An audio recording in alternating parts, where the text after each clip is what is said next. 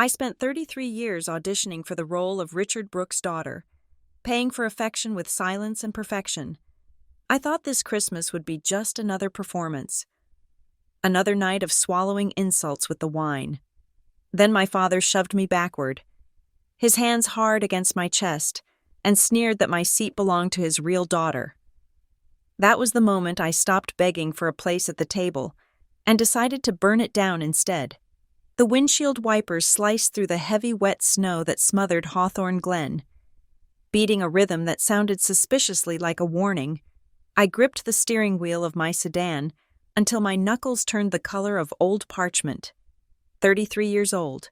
I was a senior project manager at a logistics firm in Philadelphia.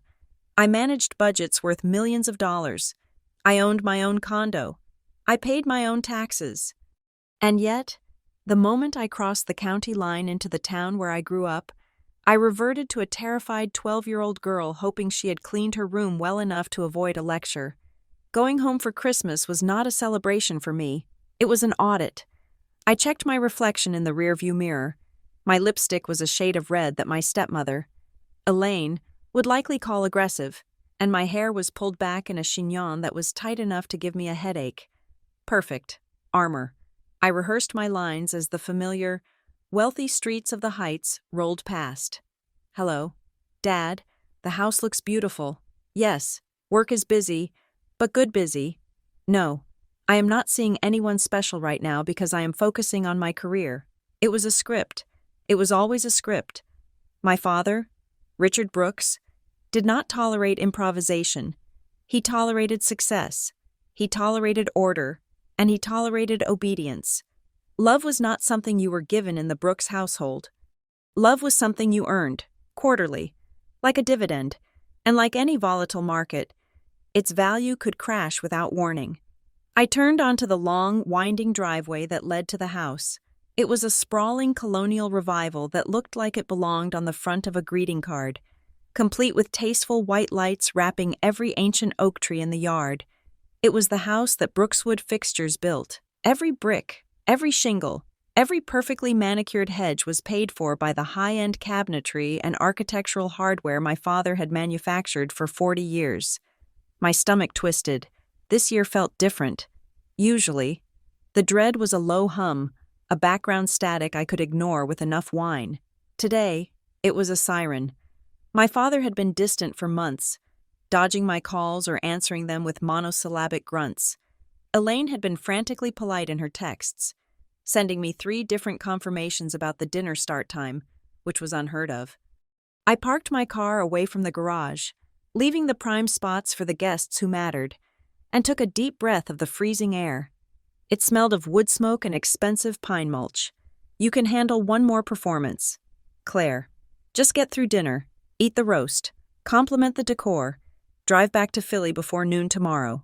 I walked up the stone path, my heels clicking a sharp staccato. I did not have to knock. The door opened before I reached the mat, and Elaine stood there, framed by the warm golden light of the foyer. She was wearing a green velvet dress that probably cost more than my first car, and her smile was stretched so tight I worried it might snap. Claire! She reached out and hugged me, but her body remained stiff, creating a polite pockets of air between us. You made it. The roads look terrible. I stepped inside, shaking the snow from my coat. It is not too bad. I lied. Just slow. Is Dad in the den? Elaine flinched. It was a micro movement, a tiny twitch of her left eye, but I caught it. I had spent my life studying the adults in this house for signs of danger. He is checking on the wine, she said, her voice an octave too high. Come into the dining room. We are just about to sit. Everyone is here. Everyone? Usually. Christmas Eve was just us. A quiet, suffocating affair where we ate in silence and listened to my father critique the state of the economy. I followed her down the hallway, past the portraits of ancestors I barely resembled. The house felt staged. That was the only word for it. The garland on the banister was draped with geometric precision. The scent of cinnamon and clove was overpowering, likely pumped in from hidden diffusers. It felt like a showroom. It felt like a trap. When we entered the dining room, I stopped. The table was set for 12. The fine china, the stuff we were never allowed to touch growing up, was laid out. Crystal goblets caught the light from the chandelier, but it was the seating arrangement that made the hair on the back of my neck stand up. There were place cards, handwritten in calligraphy. My father stood by the sideboard, uncorking a bottle of heavy red wine. He looked older than the last time I had seen him. His silver hair was thinning, and there was a new hardness around his mouth, a set of lines carved by secrets I was not privy to. He did not look up when I entered. "Hello? Richard?" I said. I had stopped calling him Dad in my head years ago, though I usually kept up the pretense out loud. Today. The word stuck in my throat. He grunted, finally turning to look at me. His eyes were cold, assessing. He looked at me not like a daughter, but like an employee who was late for a shift. "You are here," he said. "I am here." Elaine fluttered around the table, adjusting napkins that were already perfect. "Please, everyone, find your seats. We are on a tight schedule." I looked at the table again. There were aunts and uncles I rarely saw. Business associates of my father who looked uncomfortable to be there on a holiday, and a few neighbors who occupied the social strata my father desperate courted. They offered me tight smiles. I scanned the place cards. I found my name. It was not in my usual spot to my father's right. It was at the far end of the table, near the kitchen door, the exile seat. But it was the chair at the head of the table, directly opposite my father, that drew my eye. It was empty. There was no place card. It was just a high-backed chair, waiting. It looked like a throne. Elaine was checking her phone. She glanced at the screen, then at the grandfather clock in the corner, then at the front door. She was vibrating with anxiety. "Sit down, Claire," my father commanded. His voice boomed in the quiet room. I moved toward the table. The humiliation of being placed at the foot of the table burned, but I swallowed it. That was the deal. You swallow the pride. You keep the peace. I walked past the aunts and the business partners, keeping my head high. As I passed the empty chair at the head of the table, I paused. It was just for a second. The absurdity of it hit me. Who were we waiting for? The governor? The Pope? I reached out, instinctively, to rest my hand on the back of the empty chair as I moved past it. It was a casual gesture, a way to steady myself on the thick carpet. Richard moved faster than a man of 65 should be able to move. He crossed the distance between the sideboard and the table in 2 strides. Before I could process his proximity, his hand slammed into my shoulder. It was not a guide. It was not a touch. It was a shove. The force of it jolted me backward. My heels caught in the rug, and I stumbled, my hip colliding hard with the sideboard. The silverware rattled violently. A collective gasp sucked the oxygen out of the room. My shoulder throbbed where he had struck me. I looked up, stunned, expecting to see him stumbling, expecting an apology, thinking perhaps he had tripped and fallen into me. But he was standing perfectly still. His face was twisted into a mask of pure, unadulterated disgust. "Don't you touch that," he snarled. The silence that followed was absolute. It was heavy and suffocating. I could hear the ticking of the clock. I could hear the wet thud of snow falling from the roof outside. "Dad?" I whispered. My voice shook. I hated that it shook. He took a step toward me, looming. He did not lower his voice. He pitched it to reach the back of the room, to ensure that every single witness heard him clearly. "That seat is for my real daughter," he said. "Get out." The words hung in the air, grotesque and impossible. I blinked, trying to make sense of the syntax. Real daughter. I was his daughter. I was the only child he and Diane had raised. I was the one who nursed him through his hip surgery. I was the one who managed the family trust meetings. Someone at the far end of the table laughed. It was a high, nervous sound, a hiccup of panic. They thought it was a joke. They thought this was some dry, terrible Brooks humor. But Richard was not laughing. He was shaking with rage. I straightened up, my hand going to my bruised shoulder. "Richard," I said, my voice gaining a fraction of strength. What are you talking about? I am talking about you leaving. He spat. You do not belong at this table. You never have. I am done pretending.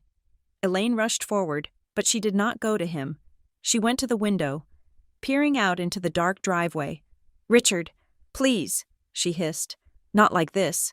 Like what? Elaine, he shouted, not taking his eyes off me. Like we have not been living a lie for 30 years? Look at her. He gestured to me as if I were a stain on the rug. She is nothing like us, he said. She is weak. She is always begging for scraps. I'm tired of looking at her. My heart hammered against my ribs like a trapped bird. This was a nightmare. I was going to wake up in my condo in Philly any second. But the pain in my shoulder was sharp and real. The front door opened. A gust of cold air swept down the hallway, carrying the sound of footsteps. Everyone turned. I turned. A woman stood in the archway of the dining room. She was around my age, perhaps a year or two younger. She had dark, glossy hair that fell in waves over a camel hair coat that looked tailored. She held a gift bag in one hand, gripping it casually, as if she walked into this house every day. But it was her face that stopped my heart. She had Richard's nose. She had the sharp, aristocratic jawline that the Brooks family was famous for, the jawline I had always lamented not having. She had his eyes. Elaine stepped forward, her hands clasped together. Tessa, she breathed. You are just in time. The woman, Tessa, looked around the room. She did not look nervous. She looked bored. Her eyes landed on me, and she offered a small, pitying smile. It was the kind of smile you give a waiter who has dropped a tray. Richard's demeanor collapsed. The rage vanished, replaced by something I had never seen directed at me. Adoration. Pure, pathetic adoration. Tessa, he said, his voice cracking. He sounded like a man who had been lost at sea and just spotted land. Come in, please. Sit.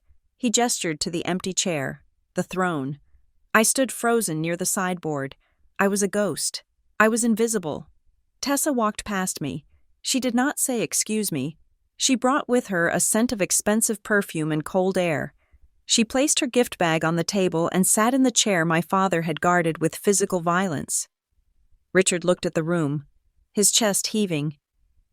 This is Tessa Wynne, he announced. His eyes were wet. This is my daughter. He looked at me then. The contrast was brutal. When he looked at Tessa, he saw a legacy. When he looked at me, he saw a mistake. I told you to get out, Claire, he said. His voice was quieter now, which made it worse. It was final. Take your things and go. I looked at Elaine. She looked down at her shoes. I looked at the aunts and uncles. They were staring at their plates, terrified to intervene. I could have screamed. I could have flipped the table. I could have demanded to know why. After 33 years of being called his daughter, I was being evicted from my own life in front of an audience, but the fear paralyzed me. It was a specific childhood fear. The fear that if I spoke, I would start crying. And if I started crying, I would start begging. I would beg him to love me. I would beg him to tell me it was a mistake. And I would rather die than beg him for anything ever again. I squared my shoulders. The movement hurt. I picked up my purse from the sideboard where I had set it down. My hands were shaking so badly I almost dropped it, but I clenched my fingers until they cramped.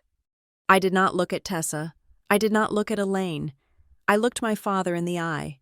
Merry Christmas. Richard, I said. My voice was flat, dead. I turned and walked out. The silence followed me down the hallway. I grabbed my coat from the rack, not bothering to put it on. I opened the heavy front door and stepped out into the snow. The cold hit me like a slap, bracing and clean. I walked to my car, my steps mechanical. Open door. Sit. Key in ignition. Start engine. I did not look back at the house. I knew what I would see. The warm glow of the windows. The silhouette of a family eating dinner. A family that was complete now that the imposter was gone. I drove. I did not know where I was going. I just drove until the house was a speck in the rearview mirror, and then until it was gone entirely. I made it to the edge of town before I had to pull over. I pulled into the parking lot of a closed gas station, the neon sign buzzing overhead. I put the car in park and stared at the steering wheel. He shoved me. The physical reality of it washed over me. My father, a man who prided himself on decorum, on never raising a hand in anger, had shoved me. He had physically assaulted me to keep me away from a chair. Real daughter. I pulled my phone out of my purse. My fingers were numb. I opened his contact. Richard Brooks. I scrolled down to the bottom of the screen. Block this caller. I pressed it. I opened Elaine's contact. Block. I stared at the screen. A strange calm settled over me. It was the calm of a survivor walking away from a plane crash. I was injured. I was in shock. But I was alive. And I was free. I found a rental listing on an app. A small guest cottage on the outskirts of the neighboring town. It was available immediately. I booked it for 2 nights. I drove there in silence. No radio, no news. Just the sound of the tires on the slush. The cottage was cold when I arrived. It smelled of mildew and lemon polish. I didn't care. It had a lock on the door. I sat on the edge of the sagging bed, still wearing my coat. My shoulder ached. I rubbed the spot, feeling the bruise beginning to form under the wool. My phone buzzed. I jumped, my heart leaping into my throat. Had I missed a number? Was it him? I looked at the screen. It was a text message from a number I did not recognize. Area code 215. Philadelphia? I opened it. There were 2 parts. The first was a photo. I squinted at the small screen. It was a picture of a document, old paper, yellowed at the edges. It took me a moment to realize what it was. It was a page from a baby book, my baby book. I recognized the handwriting. It was Elaine's flowery script. Claire Elizabeth Brooks, born November 12th, weight, length, but at the bottom, pasted into the section for hospital, was a sticker. It was peeling at the corners. Briarwood Women's Pavilion. I frowned. I was born at Hawthorne General. I had heard the story 1,000 times. Hawthorne General. During a blizzard. Richard had driven the Jaguar. I looked at the text below the photo. Stop digging. You'll ruin her life. I stared at the words. Stop digging? I wasn't digging. I was sitting in a freezing rental cottage trying to figure out why my father had just disowned me. Who was her? Me?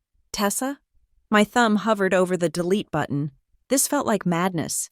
This felt like part of the gaslighting. Maybe Richard sent it to confuse me. But the photo, I had never seen that page of my baby book. The one on my shelf at home was a replica. A stylized version Elaine had made when I was 10, because the original was lost in a move. Briarwood Women's Pavilion. I opened a browser on my phone and typed in the name. No results found. I tried again. Briarwood Women's Pavilion, Pennsylvania. A single result from a historical archive. Closed 1998. I put the phone down on the nightstand. I did not sleep. I lay in the dark, listening to the wind rattle the window frames. I replayed the scene in the dining room over and over. The shove, the look on Tessa's face, the way Elaine had looked at the clock. They knew. They all knew. Christmas morning broke gray and bleak. There was no sun, just a flat white sky that promised more snow. I made coffee in the rental's tiny, stained pot. I drank it black. I sat at the wobbly kitchen table with a notepad I found in my purse. I uncapped a pen. Usually, on Christmas morning, I would be handing out gifts, managing the trash bags for wrapping paper, making sure Richard's coffee was hot. Today, I wrote, 1. Who is Tessa Wynne? 2. Why did Richard wait until now? 3. What is Briarwood Women's Pavilion? 4. Why does my birth certificate say Hawthorne General if this photo says Briarwood? I looked at the list. It felt like I was investigating a stranger, and in a way, I was investigating myself. I thought about the text message. Stop digging. It was a threat, but it was also a confirmation. You only tell someone to stop digging if there is something buried. I looked at the bruises forming on my psyche, the echoing memory of my father's voice calling me a fraud. I felt the anger rising, hot and solid, replacing the fear. I circled the second question. Why would my dad say that now? He didn't just say it, he staged it. He invited an audience. He made sure I was there to see Tessa take the seat. This wasn't an emotional outburst. It was a transfer of power. Why now? I tapped the pen against the paper. Because something had changed. The clock had run out on something. I looked out the window at the snow-covered field. I was alone. I had no family. I had no seat at the table. But I had a name, and I had a question. I picked up my phone and looked at the photo of the baby book again. Briarwood. I am going to find that place. I whispered to the empty room. I stood up and poured the rest of the coffee down the sink. I wasn't going back to Philadelphia. Not yet. I had been fired from the role of daughter. Fine. I would take the severance package of secrets, and I would audit every single one of them. I grabbed my coat. The performance was over. The work was just beginning. I walked out to the car, the snow crunching under my boots, and for the first time in 33 years, I didn't care if I was late. The fluorescent lights of my office in Philadelphia hummed with a frequency that seemed designed to induce migraines. I sat at my desk, staring at a spreadsheet that detailed shipping routes for a pharmaceutical client. The numbers were crisp, logical, and behaved exactly as they were supposed to. Column A plus column B equaled column C. There was no ambiguity in logistics. Claire? I looked up. My assistant, David, stood in the doorway, holding 2 coffees. He looked concerned. "You have been staring at that same cell for 20 minutes," he said. "Do you want the dark roast or the hazelnut?" "Dark," I said. "Thank you." He set the cup down on a coaster, careful not to disturb the precise arrangement of my desk. "How was the holiday? Did you survive the suburbs?" I took a sip of the coffee. It was hot enough to burn my tongue, a sensation I welcomed. It felt real. It was quiet. I said, the lie tasted like copper in my mouth. "Just a quick dinner. I came back early to get a head start on the quarter." David nodded, accepting the performance because I had never given him a reason to doubt my stability. That is the thing about being a Brooks. We are excellent at packaging. We can wrap a disaster in gold foil and sell it as an opportunity. But as David left, the silence of my office did not bring peace. It brought the echo. "That seat is for my real daughter." The words did not fade. They looped. They played on a continuous track in the back of my mind, underpinning every meeting, every email, every breath. Real daughter.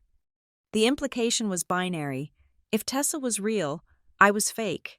If she was the truth, I was the lie. I opened a new tab on my browser. I had done this 3 times already, and 3 times I had closed it. This time, I typed the URL for the Pennsylvania Department of Health. Order a birth certificate. It felt ridiculous. I was 33 years old. I had a passport, a driver's license, a social security card. I existed, but my father's voice had cracked the foundation of that existence, and I needed to see the paperwork. I needed to see the ink that proved who I was. I filled out the request forms, paid the expedited fee, and clicked submit. 3 days later, a stiff cardboard envelope arrived at my condo. I opened it on my kitchen island, my hands shaking slightly. I pulled out the document. It was blue and yellow, with a raised seal. Certificate of live birth. Name, Claire Elizabeth Brooks. Date, November 12, 1992. Place of birth, Hawthorne General Hospital. Mother, Diane Miller Brooks. Father, Richard Sterling Brooks. It looked perfect. It looked official. It looked like every other piece of paper that defined my life, but it felt thin. It felt like a summary, not a story. I stared at the place of birth line, Hawthorne General, but the photo on my phone, the one sent by the anonymous number, showed a baby book sticker that said Briarwood Women's Pavilion. One of these documents was lying.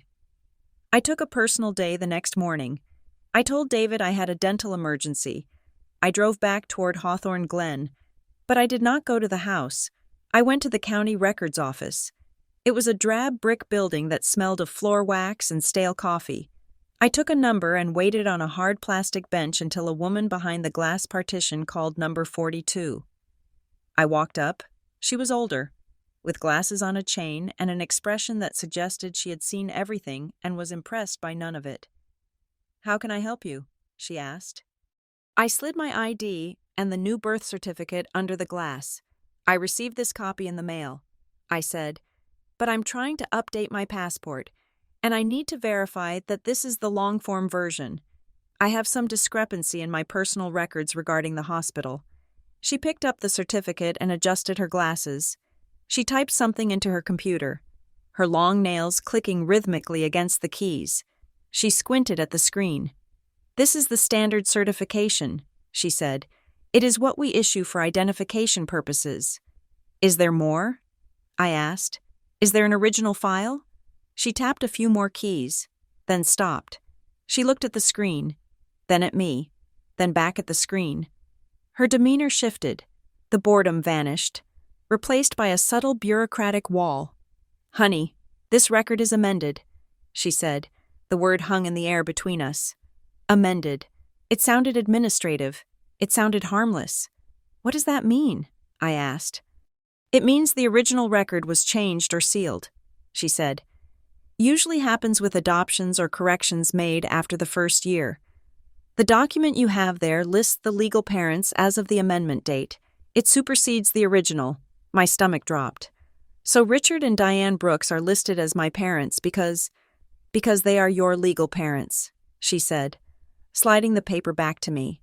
"If there was an adoption, or a kinship transfer, or a surrogacy arrangement where the order came through later, the original birth certificate is sealed by the court. I cannot access it. You cannot access it. As far as the Commonwealth of Pennsylvania is concerned, this is the only truth that exists." I took the paper back. It felt heavier now. "Thank you," I said. I walked out of the building into the gray daylight. Amended. My life was not a primary source. It was an edit. I needed a professional. I did not call the family lawyer my father used. That man was a shark on Richard's payroll.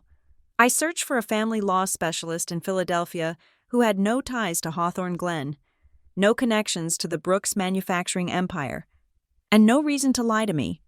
I found Marina Holt, her firm. Holt Keene was located in a glass tower in Center City. Her office was modern, minimalist, and intimidating. Marina herself was sharp-featured, wearing a suit that looked like it could cut glass. She listened to me without interrupting for 20 minutes. I told her everything: the Christmas dinner, the shove, the real daughter comment, the baby book photo, the visit to the records office. When I finished, she leaned back in her chair and tented her fingers. "You are describing a classic constructive fraud," Marina said. Her voice was cool and precise.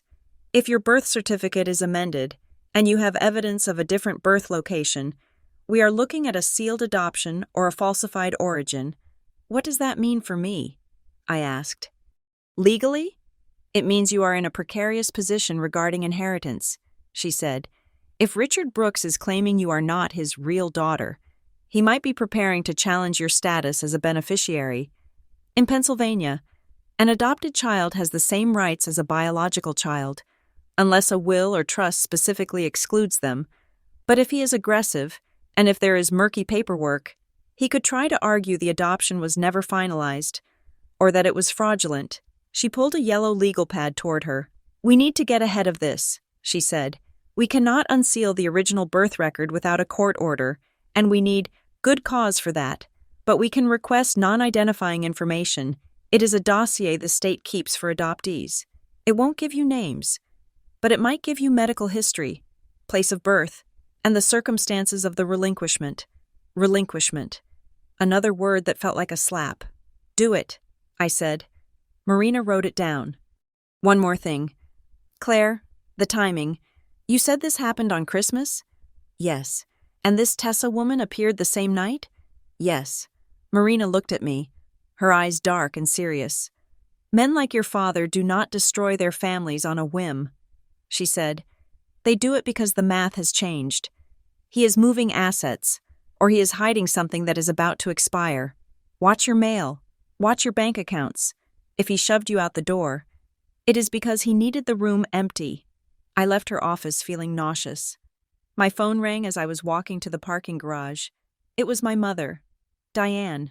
I stared at the screen. I had blocked her number on Christmas night, but I had unblocked it the next morning, hoping for an explanation. Hoping she would call and say, "He is crazy. Come home. We love you." I answered, "Hello, Mother. Claire?" Her voice was thin, reedy. She sounded like she had been crying, or drinking, or both. "Oh, thank God. I have been so worried." "Where are you?" "I am in Philadelphia," I said. "I am working." "Working?" she asked, as if the concept was alien. "Claire, please, you have to come home. We need to talk about this." "Talk about what?" I asked. "About how Dad assaulted me? About how he replaced me in front of the entire extended family?" "He did not assault you," she said quickly, too quickly. "It was a misunderstanding. He was stressed. The holidays are always so much pressure on him. You know his blood pressure." I stopped walking. I stood in the middle of the sidewalk. People rushing past me. He told me to get out. "Mother," he said I wasn't his real daughter. He was angry. She pleaded. He didn't mean it. And Tessa is just a complicated situation. "Who is she?" I asked. There was a pause, a long, heavy pause where I could hear her breathing. "She is a relative," Diane said, "a distant cousin. She has had a hard time. Richard is just trying to help her get on her feet. Please, Claire, let Christmas go. Just let it go. If you keep pushing, you are going to make it worse." "Make what worse?" I asked. "Everything," she cried. Her voice cracked, losing its careful modulation. "Just stop asking questions. Come home for Sunday dinner. We will pretend it didn't happen. We can fix this." I listened to the desperation in her voice. It wasn't the voice of a mother trying to heal a rift. It was the voice of a co-conspirator trying to keep the witness from testifying. Let Christmas go. She wasn't asking for forgiveness. She was asking for amnesia. "I cannot do that." I said, "Claire, please." I hung up. My hands were trembling again. Let it go. That was the Brooks family motto. Let the affair go. Let the bad quarter go. Let the daughter go. I got into my car, but I did not drive to my condo. I pulled up the map on my phone. Briarwood Women's Pavilion. I had found the address on the Historical Society website the night before. It was in the next county over, about 40 miles west of Hawthorne Glen. It was a straight shot down the highway. I needed to see it. I needed to see the place where the text message said I was born. The drive took an hour. The landscape changed from the manicured suburbs of Philadelphia to the rolling, rural hills of the western counties. The snow was deeper here, piled high on the shoulders of the road. The GPS led me to a narrow 2-lane road that wound through a dense forest. Finally, the trees broke, and I saw it. It was a massive brick building, 3 stories high, set back from the road behind a chain-link fence. It looked like an asylum or an old boarding school. The windows were dark. The architecture was mid-century institutional, stern and imposing.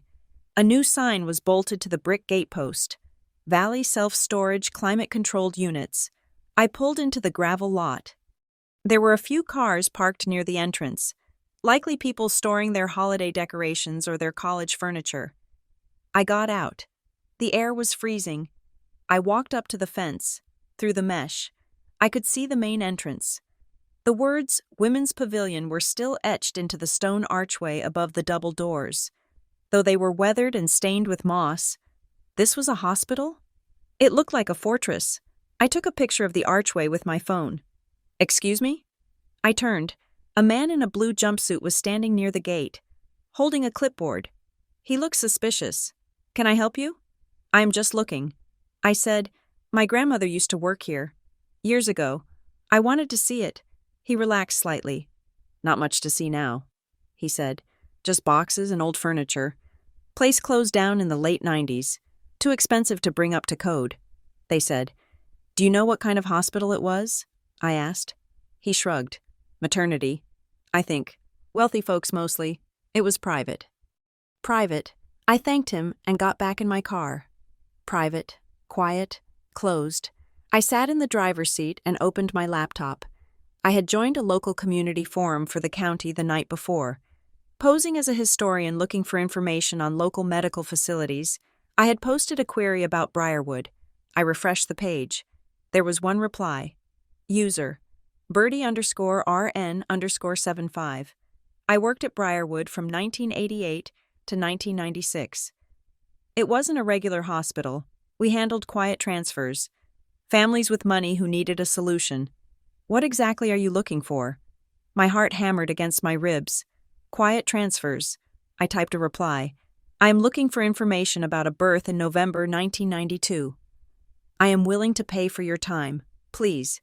This is personal. I waited. 5 minutes. 10. A private message popped up. Meet me at the diner on Route 30. The Silver Spoon. 1 hour.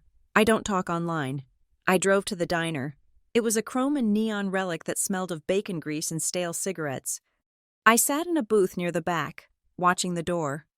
20 minutes later, a woman walked in.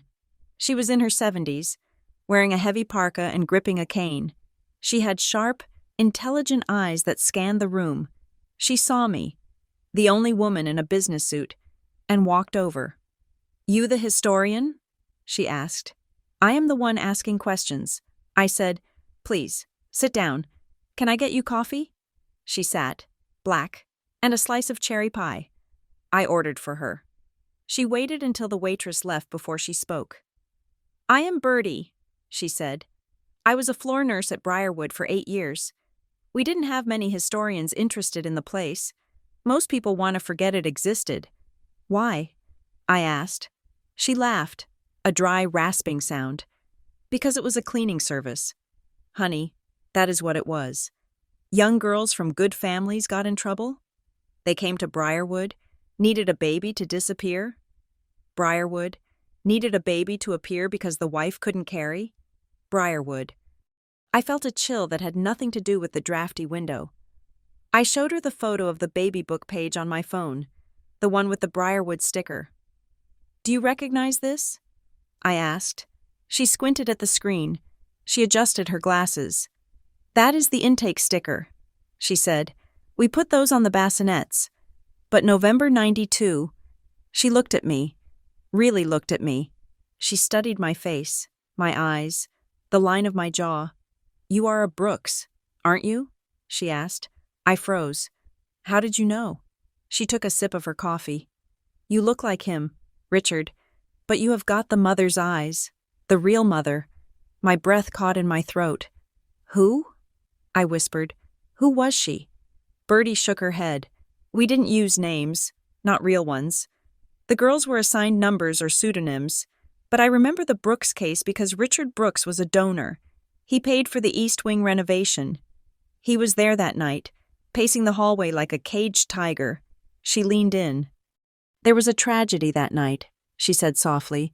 A young woman died. Hemorrhage. It happened fast. We couldn't save her. The baby survived. Richard took the baby before the coroner even arrived. He had paperwork, lawyers, a judge, I don't know. But he walked out with that baby in a car seat at 3 a.m. I stared at her. My mother, my birth mother, died? And Richard took me? So Diane. Diane wasn't there. Birdie said, Diane Brooks was in Europe. I remember reading about it in the society pages a week later. They announced the birth as if it happened at Hawthorne General. But I knew, we all knew. She took a bite of her pie. That place handled quiet transfers, she repeated. Families with money don't have scandals. Honey, they have arrangements. I left the diner with a name burning in my mind. Not my mother's name. I still didn't have that. But the confirmation of the lie. I was a product of a transaction. A death and a theft, wrapped up in a donation to a hospital wing. I drove back to Philadelphia in a daze. When I got home, it was late. I poured a glass of wine and sat at my computer. I needed to know who the other player was. Tessa Wynne. I typed her name into the search bar.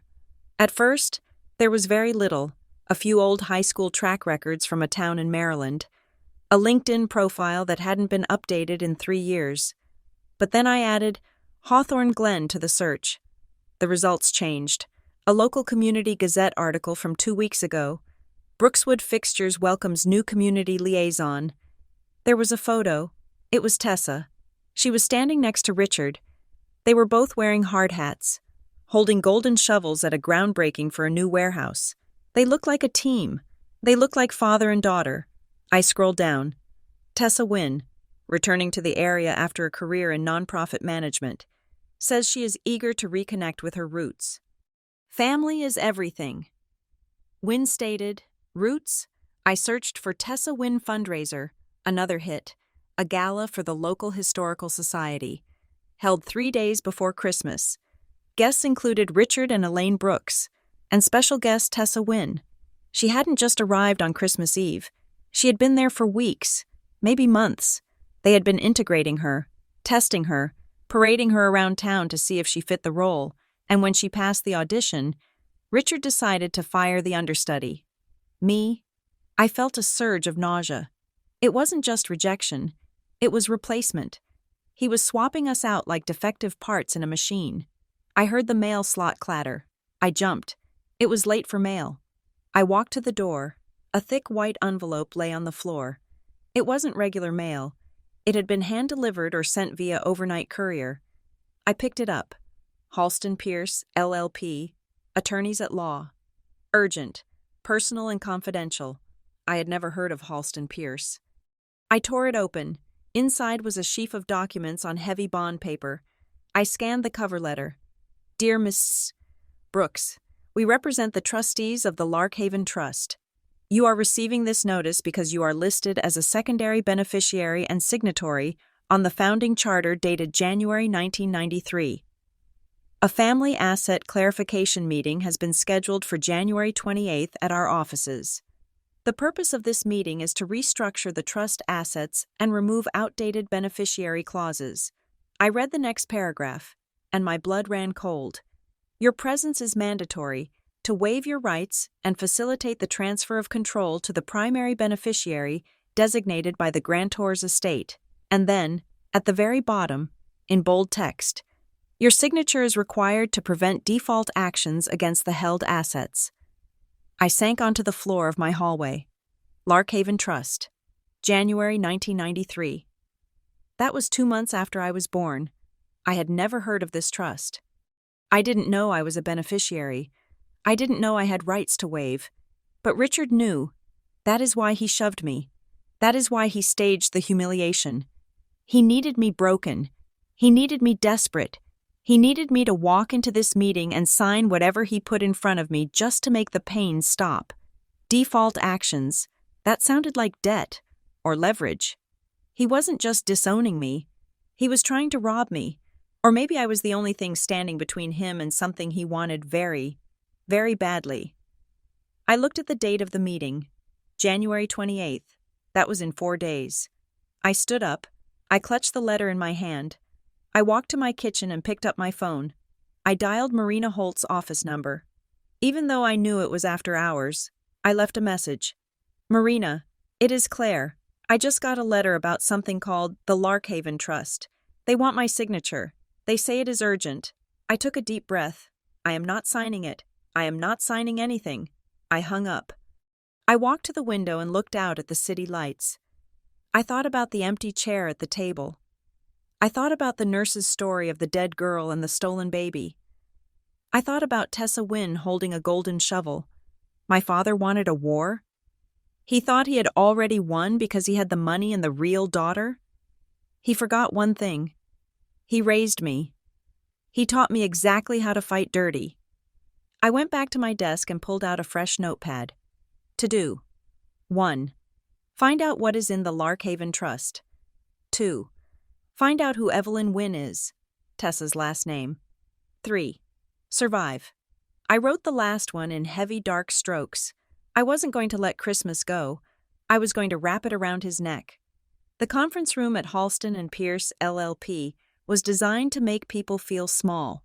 The table was a slab of polished mahogany that looked like it had been cut from a rainforest giant, and the windows offered a panoramic view of the Philadelphia skyline that screamed money.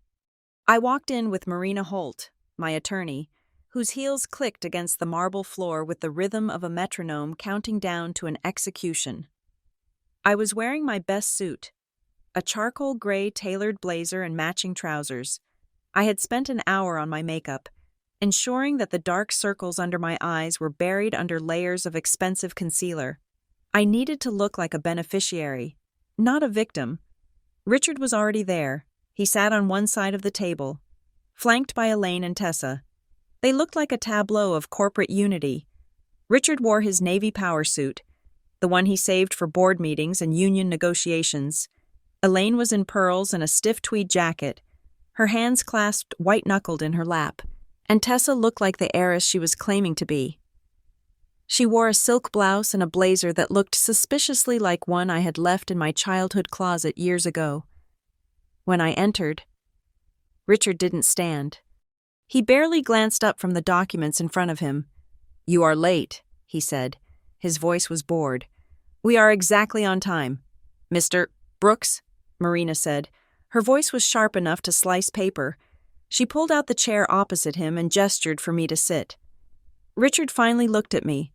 His eyes were flat, devoid of the fatherly warmth that had been a lie for 33 years anyway.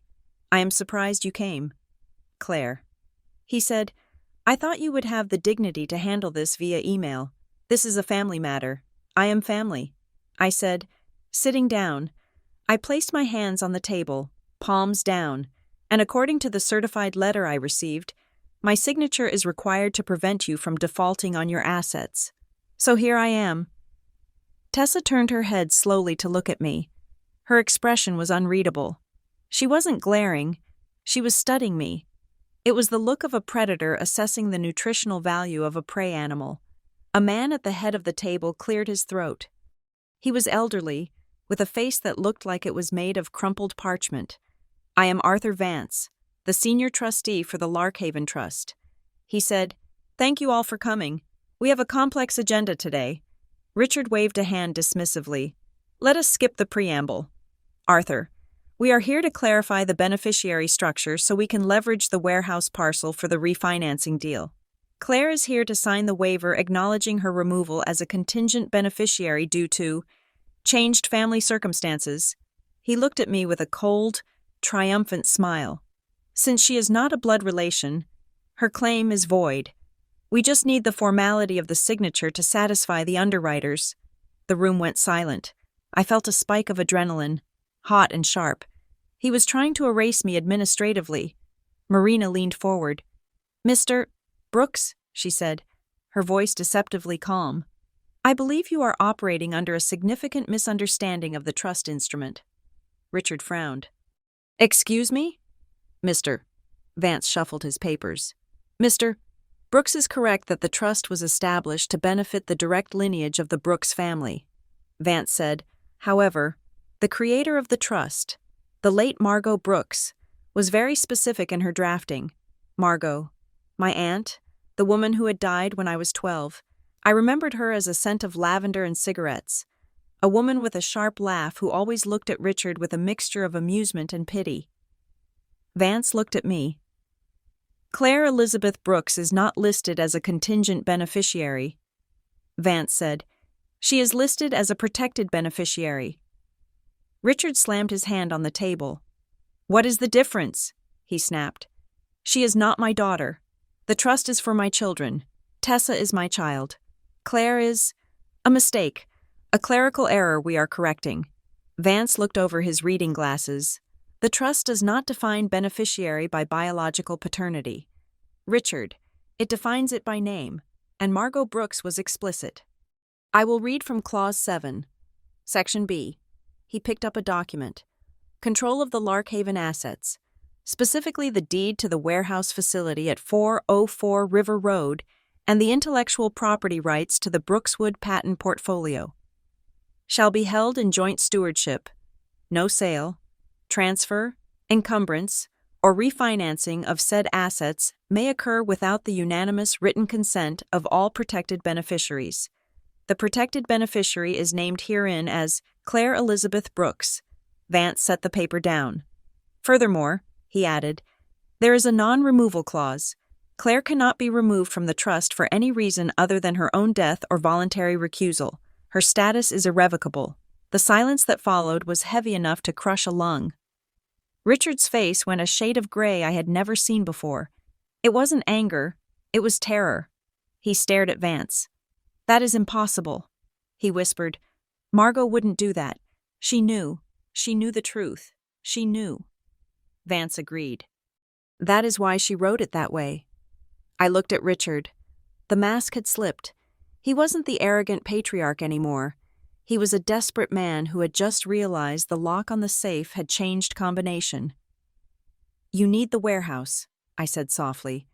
Richard's head snapped toward me. "I did the research." "Richard," I said, "Brookswood Fixtures is leveraged to the hilt. You took out loans against the inventory 3 years ago to cover the expansion into the southern market. That expansion failed. Now the notes are due. You need to refinance the property to pay the operating capital, but you don't own the property. The Larkhaven Trust does." I leaned back in my chair. "And I am the Larkhaven Trust." Tessa made a sound. It was a soft exhale, almost a laugh.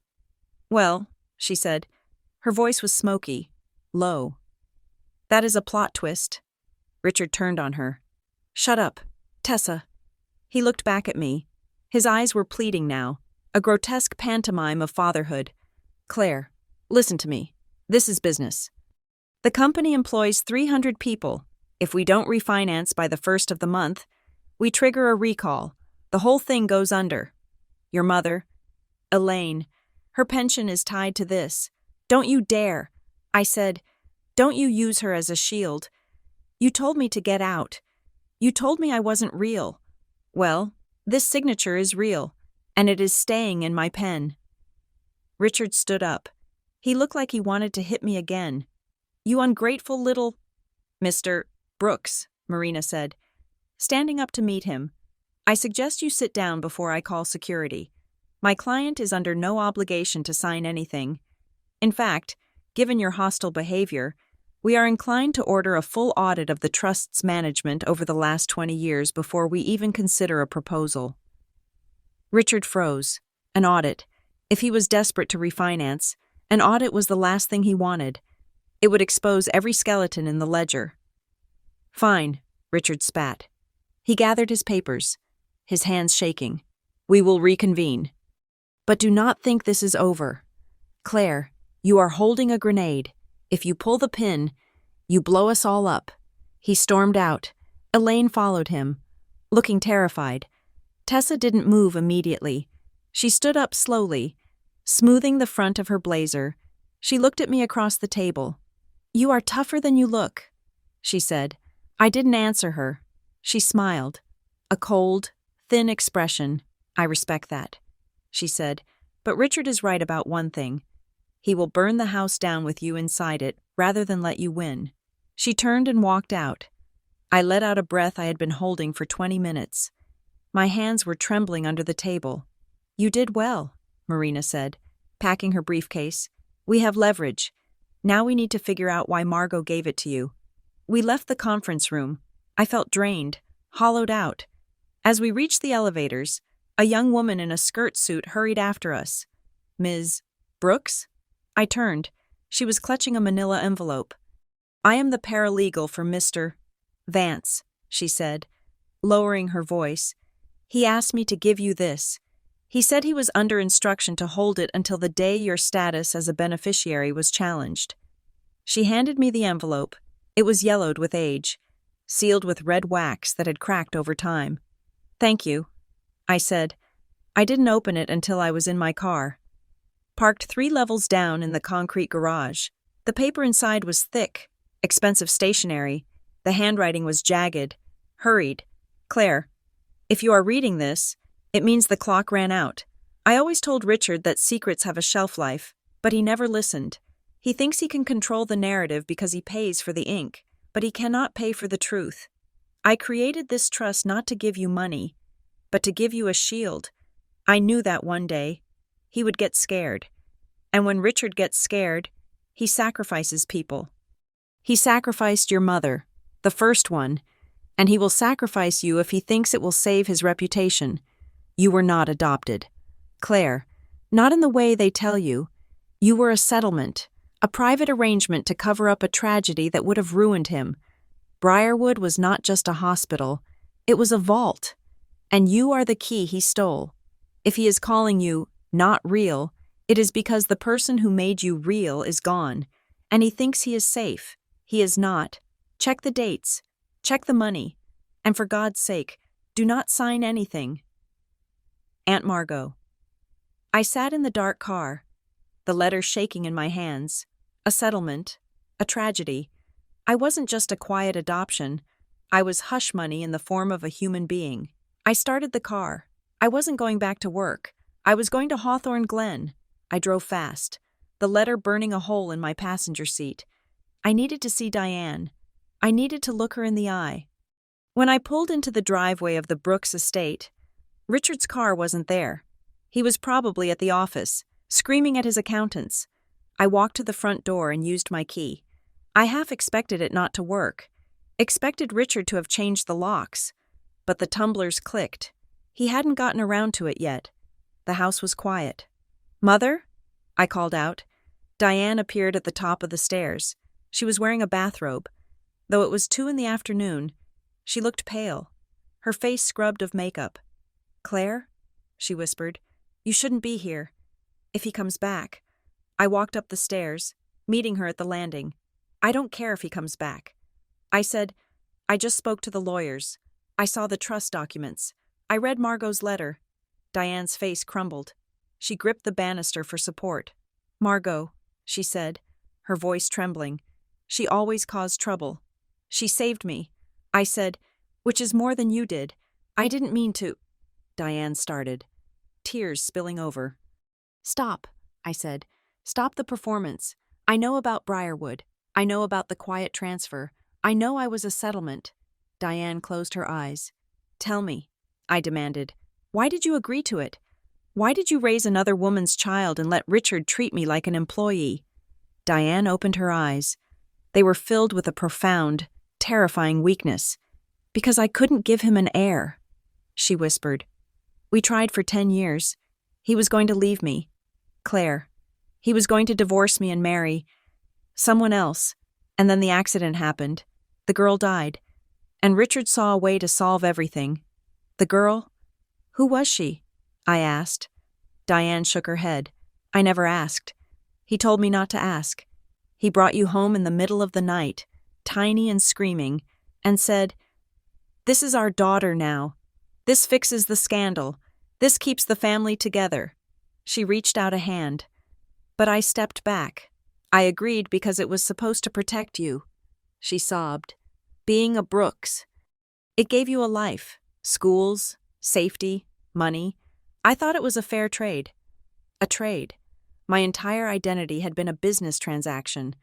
My childhood was a contract negotiation. I felt sick. I looked at this woman, who I had called mother for 33 years, and saw a stranger who had purchased her marriage stability with my life. "Where are the records?" I asked. Diane wiped her face. "Richard burned them. Years ago. Not all of them." I said, "You keep everything." "Diane, you have a box for every greeting card I ever sent you. Where is the box from 1992? She hesitated. Her eyes flicked toward the ceiling. "The attic." I walked past her. I pulled down the retractable stairs and climbed into the dusty, cold space that smelled of cedar and neglect. I navigated through the labyrinth of Christmas decorations and old luggage until I found the stack of plastic bins labeled memorabilia. I found the one marked 1990 to 1995. I ripped the lid off. It was full of mundane things.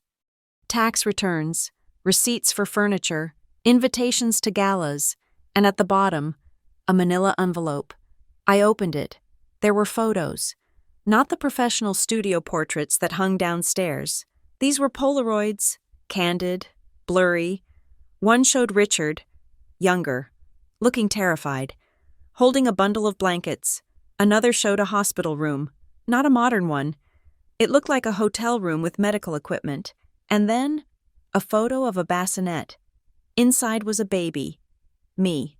I recognized the scrunched face from the few baby pictures I had seen, but next to the bassinet, resting on the white sheet, was a woman's hand, just the hand and the wrist. The woman was pale, the hand looked limp. On the wrist was a plastic hospital bracelet. I squinted at the photo, holding it up to the single bare bulb that lit the attic. Wynn. My heart stopped. Wynn. Tessa's last name. I flipped the photo over. Nothing was written on the back. I stared at the bracelet again. Wynn. If Tessa was Richard's real daughter, and her last name was Wynn, and the woman who died giving birth to me was named Wynn, then Tessa and I were related, but not in the way Richard said. I shoved the photo into my pocket. I grabbed the entire envelope. I climbed down the stairs. Diane was waiting in the hallway, looking like a ghost. "I am leaving," I said. "Claire," she pleaded. "What did you find?" "The truth," I said, "or a piece of it." I walked out of the house. I didn't say goodbye. I sat in my car and pulled out my phone. I needed to find Tessa Wynn, not the version Richard was parading around, but the real one. I searched for the nonprofit I had read about earlier, Hope Horizon Foundation. The article I had found said it was based in Baltimore. Tessa had been the executive director. I added investigation to the search terms. Baltimore Sun. Hope Horizon Foundation dissolves amid allegations of embezzlement. The nonprofit, dedicated to inner-city housing, failed to account for $200,000 in donations. Executive Director Tessa Wynn was not charged, due to lack of evidence, but the board was dissolved. $200,000. That was a lot of money to lose.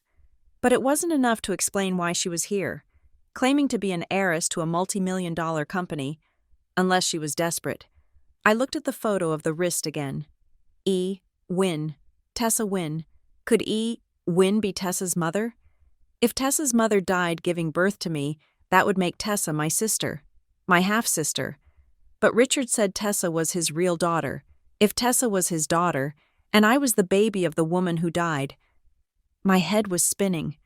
The timeline was messy. Tessa looked my age, maybe a year younger. If Wynn died in 1992 giving birth to me, she couldn't have given birth to Tessa after. Unless Tessa was older, or unless Wynn wasn't Tessa's mother. I tapped the screen, searching for Evelyn Wynn, Maryland. The name came to me from the letter E. It was a guess. A result popped up.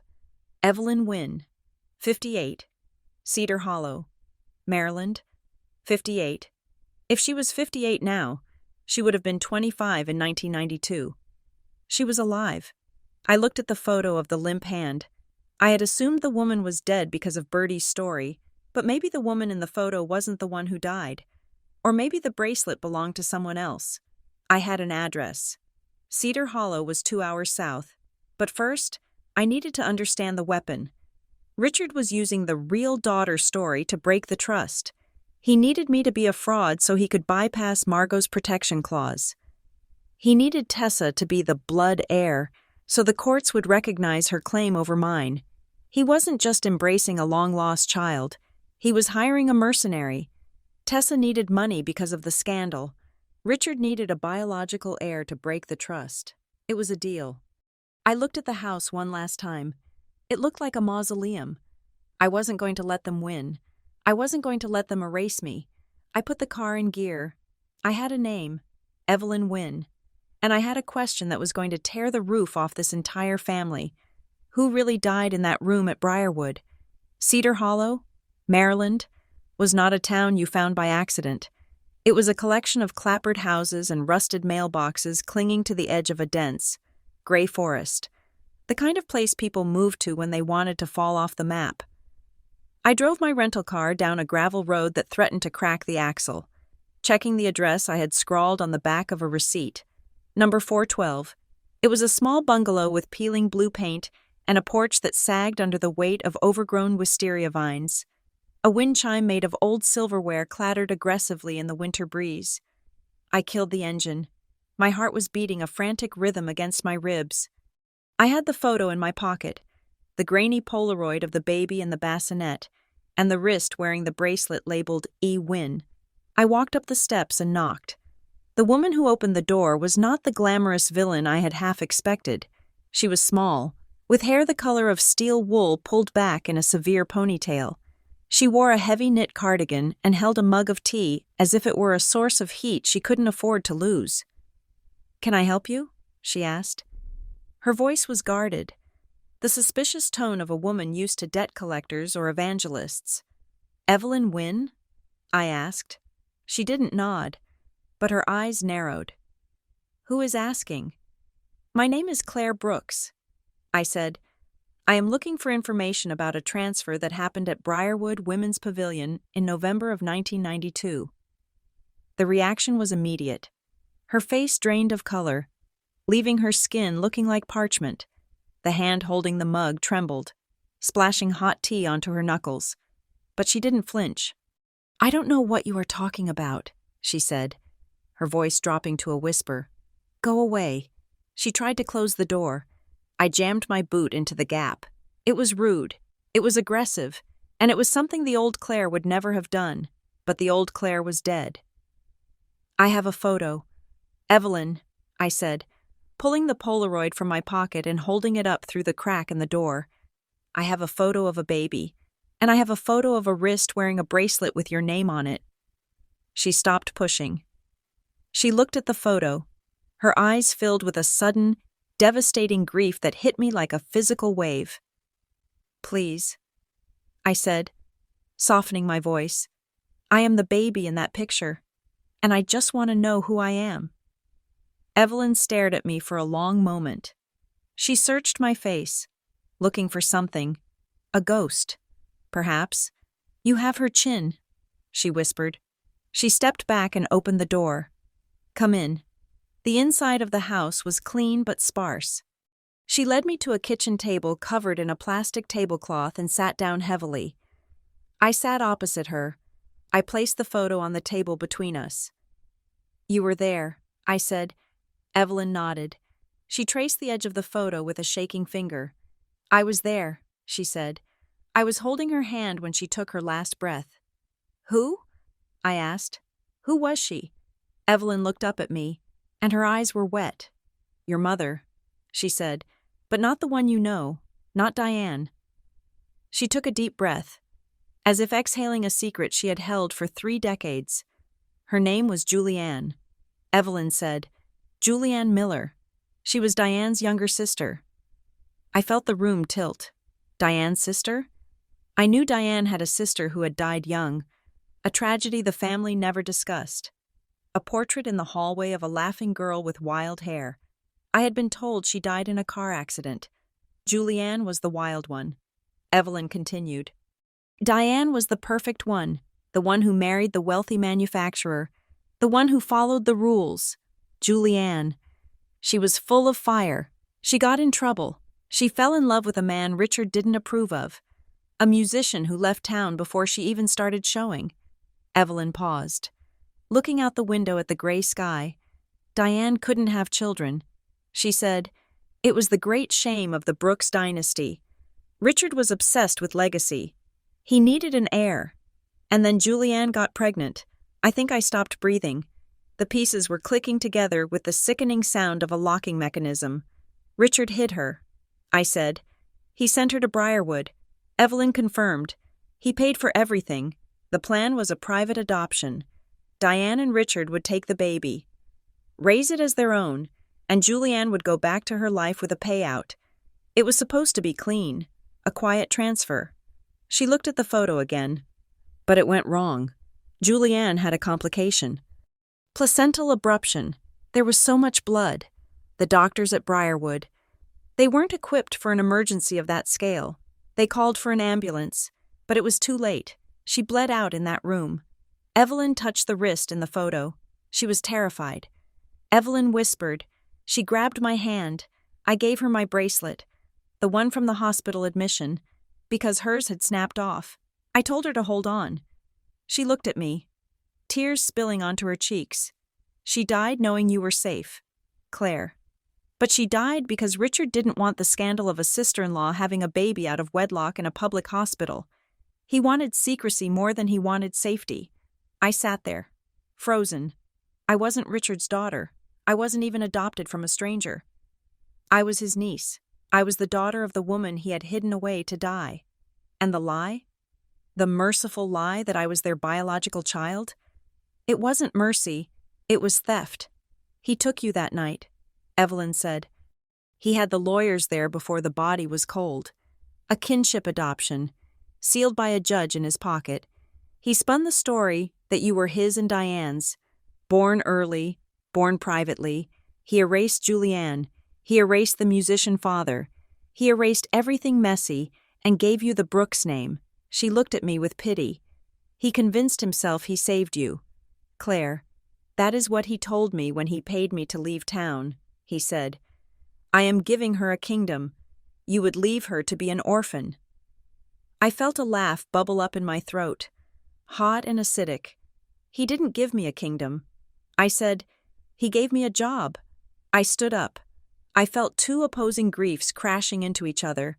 I was mourning the loss of the father I thought I had, and I was mourning the mother I never got to know.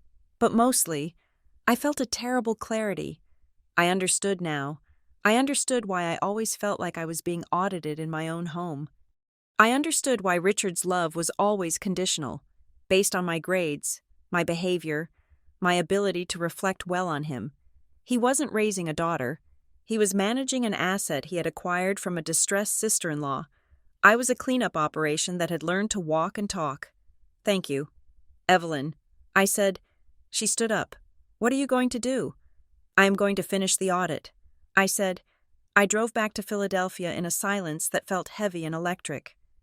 I didn't go home. I went straight to Marina Holt's office. I told her everything. I showed her the photo. I told her about Julianne. Marina listened, her face turning harder with every sentence. When I finished, she didn't offer sympathy. She offered strategy. We have him, she said. This invalidates the premise of his argument. If he is claiming you are not his real daughter to break the trust, he is admitting to paternity fraud on your birth certificate. He is caught in a trap of his own making. Set up a meeting, I said. I want him in a room. I want Diane there. And I want a court reporter. The meeting took place 2 days later. Not at Richard's office, but at a neutral mediation center in Center City. The room was sterile, white-walled, and cold. Richard walked in with the swagger of a man who thought he still held all the cards. He was flanked by his shark of a lawyer and a very pale, very quiet Diane. Tessa was not there. We sat down. The court reporter typed a silent preamble.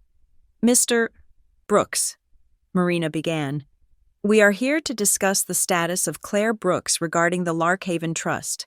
You have asserted that she should be removed as a beneficiary because she is not your biological daughter. Richard leaned back, crossing his arms. It is a fact, he said. I am merely correcting the record. The trust is for my blood. I looked at him. I didn't feel the fear I had felt at Christmas. I felt the cold, hard distance of a stranger. You are right. Richard, I said, I am not your daughter. He looked surprised. He had expected me to fight the DNA. I am your niece, I said. The silence in the room was absolute. Diane made a small, whimpering sound and covered her mouth with her hand. Richard went still. I know about Julianne, I said. I know about Briarwood. I know you moved her there to hide her pregnancy. I know she died because you prioritized your reputation over her medical care. Richard's face flushed a deep, violent red. That is a lie. He spat. We did everything we could. It was a tragedy. It was a cover-up, I said, my voice steady. You took me. You sealed the records. You forced Diane to pretend she had given birth to me. You erased your wife's sister so you could have the perfect 2.5 children photo for the company newsletter. I saved you, Richard shouted. Slamming his hand on the table, the lawyer beside him tried to touch his arm, but Richard shook him off. You were an orphan, he roared. Your father was a drug-addled nobody who ran off. Your mother was dead. I took you in. I gave you my name. I gave you a life of privilege. I raised you as my own, and this is how you repay me? By digging up 30-year-old grief? You didn't raise me as your own. I said quietly, You raised me as an employee. You made me earn my meals. You made me earn my affection. You never let me forget, not for 1 second, that I was lucky to be there. And now I know why, because every time you looked at me, you saw the mess you had to clean up. Richard sneered. You are ungrateful, just like Julianne. And Tessa? I asked. Where does she fit in? You said the trust is for your real daughter. You said she has your blood. Richard straightened his tie.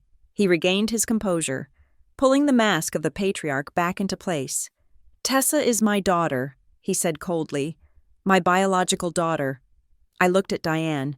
She was staring at the table, tears sliding silently down her face. Tell her. Diane, Richard commanded. Diane looked up. Her eyes were hollow. Richard. She started, her voice cracking. Richard had a relationship. Before we were married, I did the math. If Tessa was my age or younger. When? I asked. Diane closed her eyes. It was during our engagement. We were on a break. He met a woman. It was brief. And the child? I asked. He paid her off. Diane whispered. Just like he paid Evelyn. He paid the mother to keep the child and stay away. He didn't want a scandal to ruin our wedding. He didn't want a bastard child to complicate the merger with your grandfather's company. I looked at Richard. The symmetry was breathtaking. He had hidden one child, me, to simulate a perfect family. He had hidden another child, Tessa, to preserve the image of that perfect family. We were both props. And now, I said, realizing the full scope of his strategy, you need Tessa. Why? Richard smiled. It was a cruel, thin smile. Because Tessa is loyal, he said. And because she is legally my heir, we did a DNA test 6 months ago. She is mine, which means she supersedes you in the trust. That is why you shoved me. I said, it hit me then. The violence at Christmas wasn't just anger, it was tactical. You needed me to react. I said, you needed me to be emotional. You needed me to storm out so you could frame me as unstable. You needed me to sign the waiver without reading it because I was too hurt to think straight. Richard shrugged. It would have been easier that way. You could have walked away with a nice severance, but you had to dig. He leaned forward. Here's the reality. Claire, you are a niece. Tessa is a daughter. The courts will side with blood. Sign the waiver. Take the settlement I am offering, $50,000, and walk away. If you don't, I will bury you in legal fees until you are bankrupt. I looked at him. $50,000, the price of a mid-range car. That was what my 33 years were worth to him. No, I said. Richard's eyes narrowed. Excuse me? I said no. I am not signing the waiver. I am the protected beneficiary named in Margot's trust. Margot knew about Julianne. She knew about Tessa. That is why she wrote the clause the way she did. She didn't write my brother's children. She wrote, Claire Elizabeth Brooks. I stood up. My name is on the deed. Richard. And until I say otherwise, you can't refinance the warehouse. You can't sell the patent portfolio. You can't move a single dime out of the Larkhaven assets. Richard stood up too. He was shaking again. You are making a mistake, he hissed. You are declaring war on your own family. You fired me from the family. Remember? I said. I am just a shareholder now. I walked out of the room. Marina followed me, a grim smile on her face. You realize, she said as we got into the elevator, that he is going to come for you, hard. I know. I said, let him come. The retaliation started less than 48 hours later. It began with the whispers. I still had friends in Hawthorne Glen, people I went to high school with, old neighbors. My phone started blowing up with screenshots. A post on the community Facebook page from a concerned family friend claiming that Claire Brooks has suffered a mental breakdown and is harassing her elderly parents for money. A rumor at the country club that I had embezzled funds from my previous employer. A story circulating at the local church that I was addicted to painkillers and had been violent at Christmas dinner. It was a coordinated smear campaign. Richard was using his social capital to paint me as unstable, ungrateful, and dangerous. He was poisoning the jury pool of public opinion. I sat in my apartment in Philadelphia, watching my reputation be dismantled in real time. I received an email from my boss, David, Claire. We received an odd call today from a reference check claiming to be from a law firm investigating corporate theft. Is everything okay? We need to talk. He was coming for my job. He was trying to starve me out. I felt a surge of panic. This was how he operated. He cut off the resources. He isolated the target. He made the cost of resistance so high that surrender felt like relief. But he had forgotten one thing. I was a logistician. I knew how to track movement. I called Marina. Ignore the rumors. I said, focus on the money. Why is he so desperate to refinance? It is not just the expansion debt. It is something else. We are looking, Marina said. We have a forensic accountant going through the public filings for Brookswood fixtures. 2 days later, Marina called me back. Her voice was tight. You were right. She said, it is not just debt. It is a shell game. What do you mean? The accountant found a pattern. She said, for the last 5 years, Brookswood has been paying exorbitant consulting fees to a holding company in the Cayman Islands. The company is called Lark 2 Limited. Lark 2. A mockery of Larkhaven. And here's the kicker. Marina said, the payments stopped 3 months ago, right around the time the IRS announced a crackdown on offshore tax shelters for mid-size manufacturers. My stomach dropped. He is being audited. I said, exactly, Marina said. And if the auditors look at the books, they are going to see millions of dollars siphoned out of the company. He needs to refill the operating account to hide the deficit before the audit starts in February. That is why he needs the warehouse, I realized. He needs to mortgage the warehouse to get cash to plug the hole he created by stealing from his own company. And, Marina added, the warehouse is the only asset with enough equity to cover the amount he stole. The realization hit me with the force of a physical blow. He wasn't just a bad father, he was a criminal, and my signature was the only thing standing between him and prison, or more likely, between him and getting away with it. If I signed the waiver, he would refinance the warehouse, fill the hole, and the auditors would see a clean balance sheet. He would win. He would keep the company, keep the money, and keep Tessa as his new, loyal heir. If I didn't sign, the house of cards would fall. I walked to my window. The city of Philadelphia was spread out below me, a grid of lights and concrete. I thought about Julianne bleeding out in a private room to save Richard's reputation. I thought about Evelyn Wynne living in guilt for 30 years. I thought about the real daughter comment. He had sacrificed everyone to build his empire. He wanted a war. He was going to get an apocalypse. I picked up my phone. I dialed Marina. File the injunction. I said, block the refinancing. And Marina? Yes? Send the discovery request to the Cayman Islands. Let's see whose name is on Lark 2. I hung up. I was done being the daughter. I was done being the niece. I was the plaintiff. I stopped answering my phone. I stopped checking my social media, which had become a cesspool of rumors about my mental health and alleged drug habits. I stopped looking for validation from the people I had spent 3 decades trying to impress. Instead, I bought a whiteboard. I set it up in the living room of my Philadelphia condo, pushing the designer sofa against the wall to make room for the architecture of my own history. I needed to see it. I needed to visualize the lie. I pinned Margot's letter to the center. The clock ran out.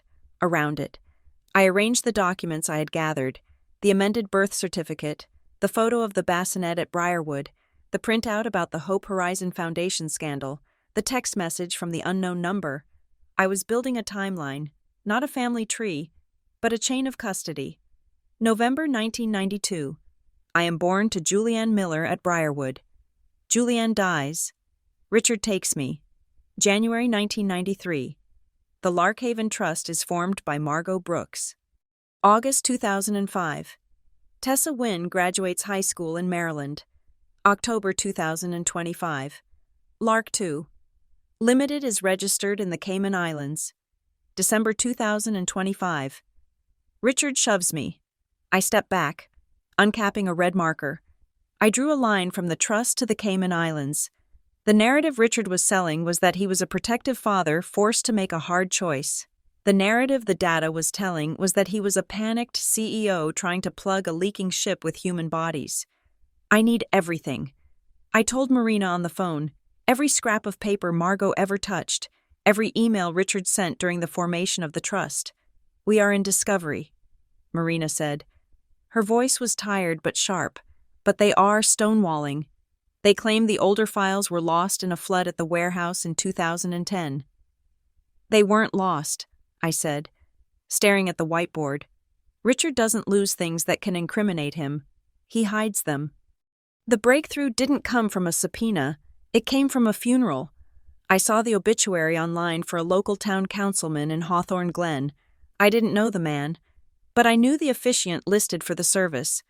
Pastor Len Hart. Len had baptized me. He had confirmed me. He had buried Margot. He was a fixture of the Brooks family periphery. A man who accepted Richard's donations with a gracious smile, but always looked at me with a kind of sad gentleness I had never understood. I drove to Hawthorne Glen on a Tuesday morning, parking my rental car 3 blocks away from the church to avoid being spotted by neighbors. I waited until the service was over and the mourners had dispersed. I found Len in the vestry, hanging up his white robes.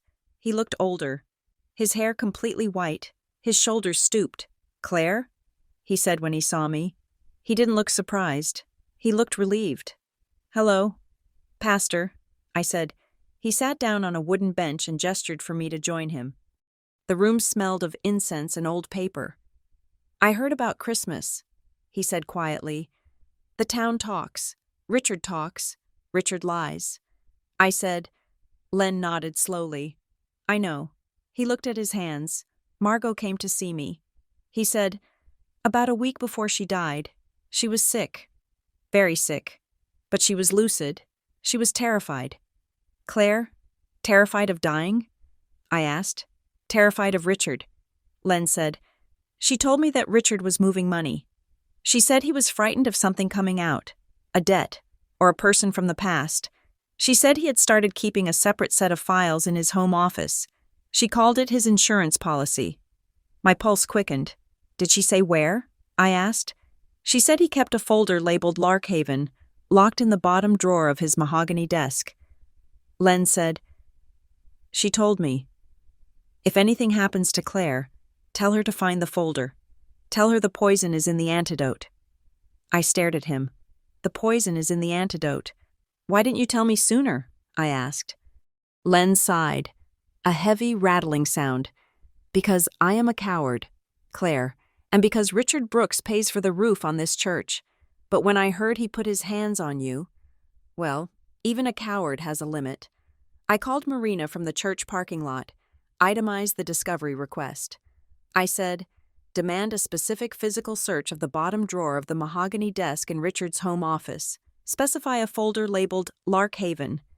"If we are that specific," Marina said, "the judge will grant a motion to compel. If he says it isn't there, and we prove he destroyed it, that is spoliation of evidence. He loses the case automatically."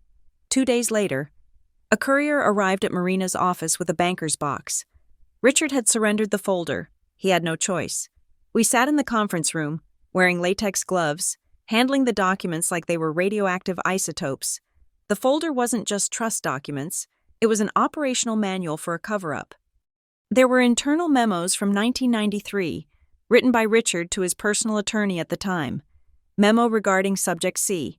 Status must remain ambiguous to prevent future claims on the estate. Adoption papers to remain unfiled in county records. Keep solely in private safe. Subject C? That was me. But the real weapon was a document titled Silent Partner Agreement. I read it, and the room seemed to tilt. It was an agreement between Richard Brooks and an entity called Vantage Holdings. It outlined a capital injection of $1 million into Brookswood fixtures in 1992. In exchange for the money, Vantage Holdings received a controlling interest in the warehouse property, the same property placed into the Larkhaven Trust. "I don't understand." I said, "If Vantage owns the interest, why is it in Margot's trust?" Marina was reading further down the page. Her eyes widened. "Look at the signature for Vantage Holdings," she said. I looked. It was a scrawl, barely legible. Win? Evelyn? I asked. No. Marina said, Evelyn didn't have $1 million in 1992. She was a nurse. She flipped the page to the beneficiary clauses. In the event of beneficiary refusal or incapacitation, control of the vantage interest reverts to the primary biological heir of Richard Brooks. I sat back, the air leaving my lungs. Beneficiary refusal. That was the poison in the antidote Margot had warned about. The trust was a trap. Margot had set it up so that I was the protector, but Richard had inserted a clause, likely without Margot realizing the full implication. Or perhaps he forged an addendum that said if I refused my role, if I signed that waiver, he tried to force on me. The control didn't just go back to him, it went to his primary biological heir, Tessa. This wasn't just about refinancing a loan. This was a laundering scheme 30 years in the making. The money from 1992, the $1 million, had come from somewhere shady. Richard had used the Win name to hide it, parking it in a trust, using me as the unwitting guard dog. Now he needed to get the money out. To do that, he needed the guard dog to leave the post, and he had brought in Tessa to catch the keys when I dropped them. I need coffee, I said. Standing up, I felt like I was suffocating. I went to a small coffee shop 2 blocks from the law firm. I needed to be around strangers, people who didn't know I was Subject C or protected beneficiary. I ordered a black coffee and sat in the back corner. 10 minutes later, the bell above the door chimed. I looked up instinctively. It was Tessa. She wasn't wearing her heiress costume today. She wore jeans and a leather jacket, looking more like the woman who had run a non-profit into the ground than the savior of Brookswood fixtures. She saw me. She didn't hesitate. She walked straight to my table. Can I sit? She asked. I gestured to the empty chair. It is a free country, unless Richard has bought this too. She sat down. She didn't order anything. She just looked at me with those dark, intelligent eyes that were so much like mine, yet completely different. You found Evelyn, she said. I did. And you found the folder. Word travels fast. I said, Richard is losing his mind, Tessa said calmly. He is throwing lamps. He is screaming at Elaine. He is terrified of you. Claire. Good, I said. Tessa leaned forward, resting her elbows on the table. I want to make something clear, she said. I don't hate you. I don't even know you. You took my seat. I said, you let him humiliate me. I took a job. Tessa corrected. I was broke. Claire. My reputation in Baltimore was torched. I had debts. Then this lawyer shows up and tells me I have a rich father who wants to reconnect. She laughed. A dry, bitter sound. I am not stupid. I knew he didn't want a daughter. He wanted a signatory. He needed a biological heir to trigger some clause in a trust. I passed the DNA test, and suddenly I was the golden child. She looked at me, and for the first time, I saw the hunger in her face. It wasn't a hunger for affection. It was a hunger for security. I grew up in a trailer in Maryland. She said, my mom, my real mom, the one he paid off. She drank the hush money. I spent my whole life knowing I was someone's dirty little secret. I wanted to be legitimate. I wanted to be a Brooks, and I grew up in the manor house. I said softly. I had the name. I had the clothes. But I spent my whole life knowing I was on probation. I wanted to be loved. We stared at each other.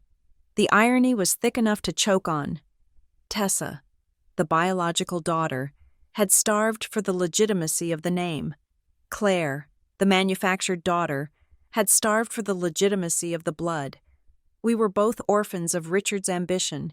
He is going to use you, I said, just like he used me. Just like he used Julianne. Once he gets the warehouse refinancing, once the audit is clear, he will discard you. Tessa shrugged. Maybe. But I will have the trust. If you sign the waiver, the control comes to me. That is the deal. I get the assets. He gets the cash flow. I am not signing. I said, I know. Tessa said, that is why I am here. She lowered her voice. Richard is getting desperate. He's talking about nuclear options. He is digging into your past. Claire, your medical records, your therapy notes. He is going to try to prove you are mentally incompetent to serve as trustee. Let him try. I said, I have the timeline. I have the receipts. Tessa stood up. She looked down at me, and her expression softened. Just a fraction. You are fighting for an apology, she said. You want him to admit he was wrong. You are wasting your time. Men like Richard don't apologize. They just rewrite history. I don't want an apology. I said, I want the truth. Tessa shook her head. The truth doesn't pay the rent. Claire, she turned and walked out. I watched her go. She was a mercenary. Yes, but she was honest about it. In a way, I respected her more than I respected Diane. Diane, my mother, or the woman who had played the role, called me that night, Claire. She said, her voice was brittle, please, just come over. Let us talk. No lawyers, no Richard, just us. I stood in my kitchen, looking at the whiteboard. No. Diane, I said, Claire, please, we can fix this. We can be a family again. Richard is sorry. He is under so much pressure. I realized then what Diane's version of peace was. It wasn't resolution, it was silence. She wanted me to swallow the pain, to absorb the blow, so that the water in the Brooks family aquarium would stay still. She was willing to let me drown as long as I didn't splash. I am done negotiating my existence. Diane, I said, if Richard has something to say, he can say it to my attorney. And if you have something to say, you can say it under oath. I hung up. The next morning, the forensic accountant Marina had hired delivered the smoking gun. It was a spreadsheet analyzing the transfers between Brookswood Fixtures and Lark 2 Limited. It is a classic bleed-out, the accountant explained on the video call. Richard has been overpaying for consulting to his own shell company. He moved $3 million out of the U.S. jurisdiction over 5 years. But here is the problem. He claimed those payments as tax-deductible business expenses. Tax fraud, Marina said, and embezzlement, the accountant added. Because there are minority shareholders in Brookswood, by moving the money to a personal shell company, he stole from them, if this goes to court. He is looking at federal prison time, and Elaine is listed as the secretary of Lark 2. She is liable too. I looked at the screen. Civil liability, criminal charges. This was the leverage. We sent the report to Richard's legal team at noon. At 3 o'clock, the phone rang. It wasn't Richard's lawyer. It was Richard. I let it go to voicemail. He called again, and again. Finally, I answered. This call is being recorded. I said, Claire, Richard said. His voice was unrecognizable. It was stripped of all the bluster, all the arrogance. It sounded old. We need to settle. Talk to Marina. I said, I am offering you $200,000. He said quickly, and a public apology. I will release a statement saying the Christmas incident was a misunderstanding caused by a medical reaction. I will say, you are my daughter in every way that matters. Just drop the suit, sign the waiver, let me refinance the warehouse. I listened to him bargain for his life. $200,000, a public statement. It was everything I thought I wanted a week ago. I could take the money, clear my name, and walk away. But the apology was transactional. He wasn't sorry he hurt me. He was sorry he got caught. He was buying my silence, not my forgiveness. No, I said. Claire, be reasonable, he shouted, the fear breaking through. If you expose this, the company collapses. 300 people lose their jobs. Your mother goes to jail. You should have thought of that before you cooked the books. Richard, what do you want? He demanded. Name your price. I looked at the whiteboard. I looked at the photo of the bassinet. I want a sworn statement. I said, what? I want a sworn affidavit. Signed by you and Diane, filed with the court. I want you to admit that Julianne Miller was my mother. I want you to admit you orchestrated a fraudulent kinship adoption to hide her death. I want you to admit that the real daughter narrative was a manipulation to break the trust, and I want you to admit that you stole my identity to protect your reputation. There was silence on the line. I want the truth. Richard, I said, on the permanent record. I cannot do that, he whispered. It would destroy me. The social stigma. The legal implications. Then I will see you in court. I said. I hung up. Christmas was approaching again. The calendar had cycled back to the season of the shove. The decorations were going up in Philadelphia, the store windows filling with red and gold. Usually, this was the time of year I started the anxiety spiral, worrying about gifts, worrying about the dinner menu, worrying about pleasing Richard. This year, I felt a cold, sharp purpose. I prepared for the hearing. It was scheduled for the 28th of December in the Monroe County Court. The motion was to remove Richard as the trustee of Larkhaven due to malfeasance and to affirm my status as the protected beneficiary if I won. I controlled the warehouse. I controlled the company's future. I could force the audit. I could burn it all down. The town of Hawthorne Glen was buzzing. I could feel it from 40 miles away. The Brooks family's dirty laundry was about to be aired in open court, and everyone loved a spectacle. I felt the old pull to disappear, to pack a bag, drive to the airport, and vanish. To let them have the money and the lies. It would be so much easier. But then I looked at the photo of Evelyn's wrist. Win.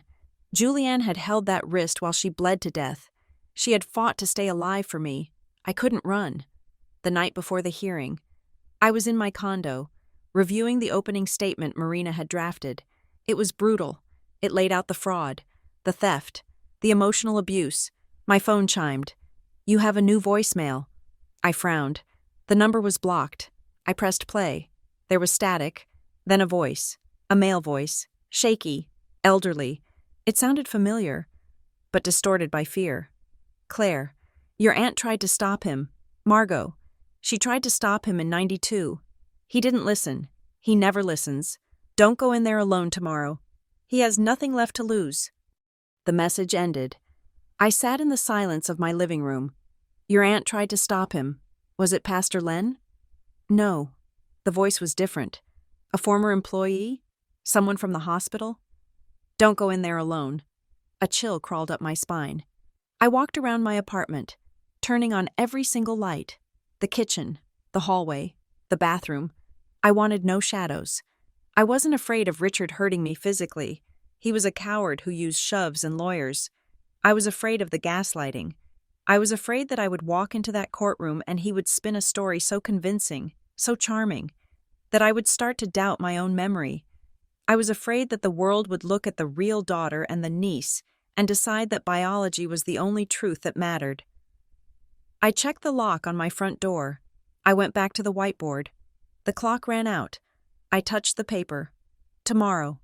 I whispered. Tomorrow we stop the clock. I didn't sleep. I sat in the armchair, watching the snow fall outside the window, waiting for the sun to rise on the day I would finally dismantle the House of Brooks. The Monroe County Courthouse was a building designed to intimidate. It was all limestone and heavy oak, a place where the air always smelled of floor wax and judgment. I walked up the steps with Marina Holt by my side, clutching a leather portfolio that contained the paper trail of my entire existence. Inside, the air was stifling. My father, Richard Brooks, sat at the defendant's table. He was wearing his navy suit, the one he wore when he wanted to project authority. But today, it seemed to hang loosely on his frame. He looked diminished. Elaine sat behind him in the gallery, wearing dark sunglasses as if she were attending a funeral. Diane sat 2 rows back, alone, her hands twisting a tissue into a tight white rope. And then there was Tessa.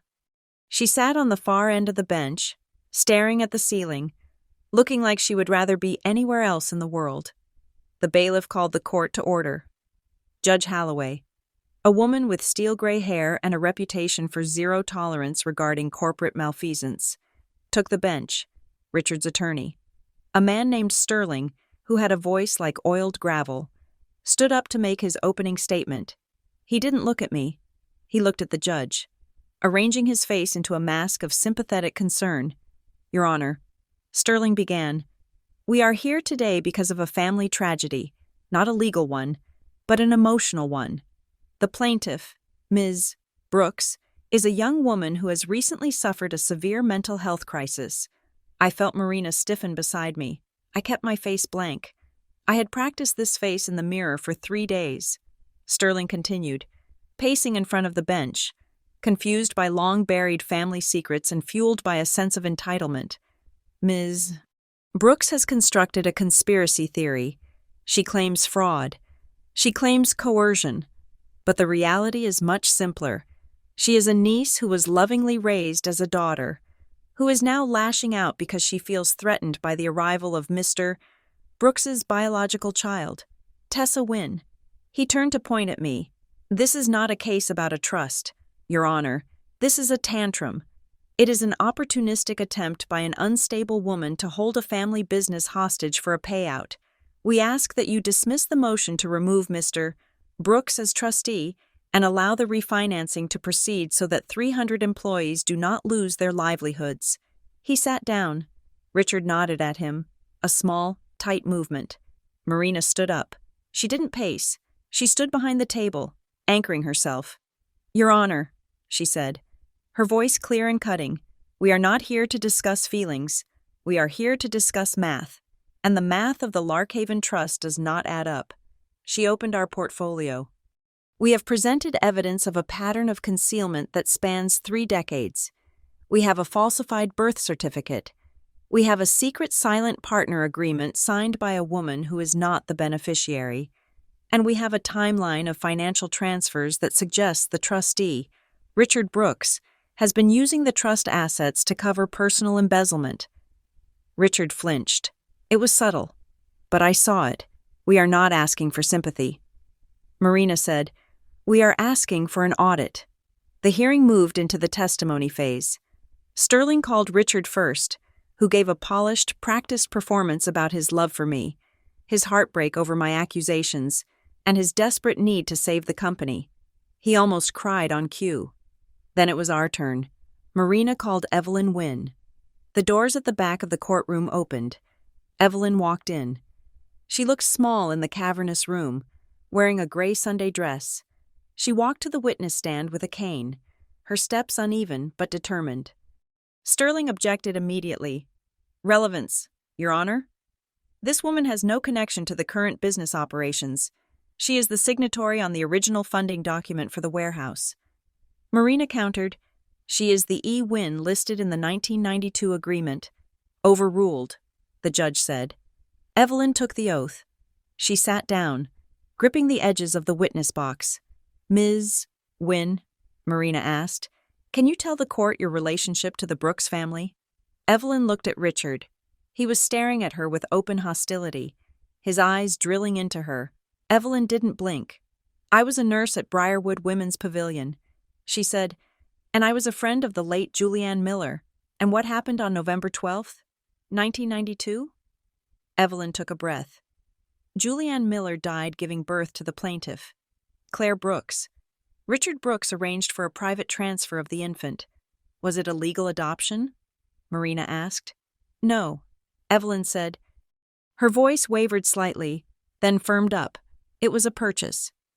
Richard paid the hospital administration to keep the death off the public record. He paid me to sign a non-disclosure agreement. He told everyone the baby was his and Diane's. Why? Marina asked.